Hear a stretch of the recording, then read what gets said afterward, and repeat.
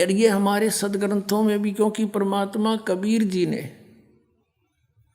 सतयुग में सबसे प्रथम आते हैं, सतयुग में उस सतयुग के अंदर आके ब्रह्मा को मिले, ब्रह्मा जी से भी ज्ञान सुनाया।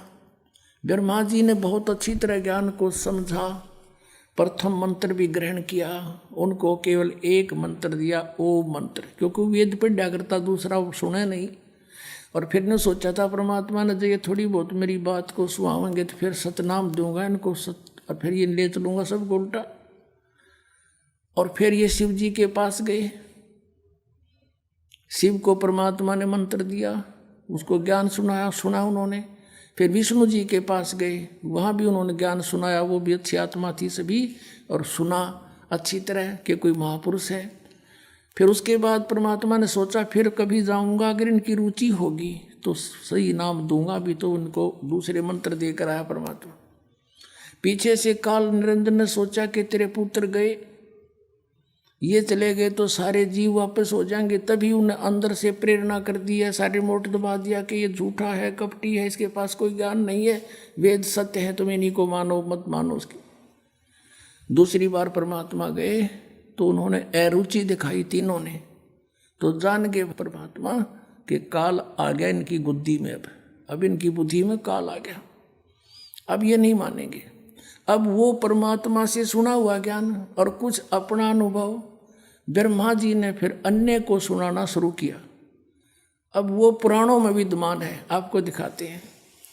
अब केवल यदि हम कबीर सागर से ही आपको संतुष्ट करते तो कोई नहीं मानता, न के छोड़ इन बातों में, ये तो वैसे तुक्के मारे। और अब पुराणों में विद्यमान है सारा ज्ञान। अब बुद्धिमान हिंदू समाज के बच्चे सारे शिक्षित हो गए, अब इनको यूँ स्वीकार करना पड़ा। अब सचमुच जो पुराणों में लिखा, और 600 वर्ष पहले भगवान बता गए, वो जो का तो आज पुराणों में लिखा, जिसको ये अशिक्षित कहते थे। और परमात्मा वैसे तो वो तो अंतर्यामी है, सब भाषाओं को जानते हैं, जानबूझकर मालिक अक्सर ज्ञानहीन रहे कि कोई नू ना सोचा कबीर जी ने ये पढ़ ली होंगी, कुरान पुराण वेद पुराण पढ़ लिए होंगे। और अब इससे हम भगवान पहचान सकते हैं कि परमात्मा जिसको अज्ञानी कहते वो महाज्ञानी, सब वेदों और गीता और पुराणों को जानकार थे, वो तो परमात्मा थे। और ये संस्कृत के ज्ञाता महामंडलेश्वर विद्वान कहाँ थे, इन्हें कख भी ना पता हमारे सिलेबस का, हमारे सदग्रंथों का पता नहीं। अब आपको दिखाते हैं, सबसे पहले देवी भागवत दिखाते हैं। अब देखिएगा श्रीमद् देवी भागवत यानी देवी पुराण, गीता प्रेस गोरखपुर से प्रकाशित है। ये संपादक है हनुमान प्रसाद पोदार, चिमनलाल गोस्वामी। ये कहाँ से छपे हैं? प्रकाशक एवं मुद्रक है गीता प्रेस गोरखपुर, गोविंद भवन कार्यालय कोलकाता का संस्थान, ये यहाँ से छपा है। 123 पृष्ठ पे ये तीसरा स्कंद।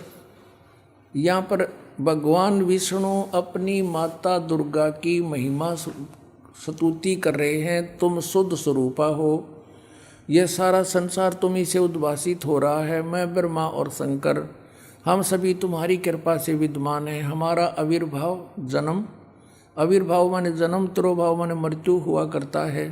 केवल तुम ही नित्य हो, जगत जननी हो, प्रकृति और सनातनी देवी हो। प्रकृति दुर्गा को कहते हैं, ये स्पष्ट लिखा है। भगवान शंकर बोले, देवी यदि महाभाग विष्णु तुम्ही से प्रकट हुए हैं, उनके बाद उत्पन्न होने वाले ब्रह्मा भी तुम्हारी बालक हुए, फिर तमोगुणी लीला करने वाला शंकर क्या मैं तुम्हारी संतान नहीं हुआ?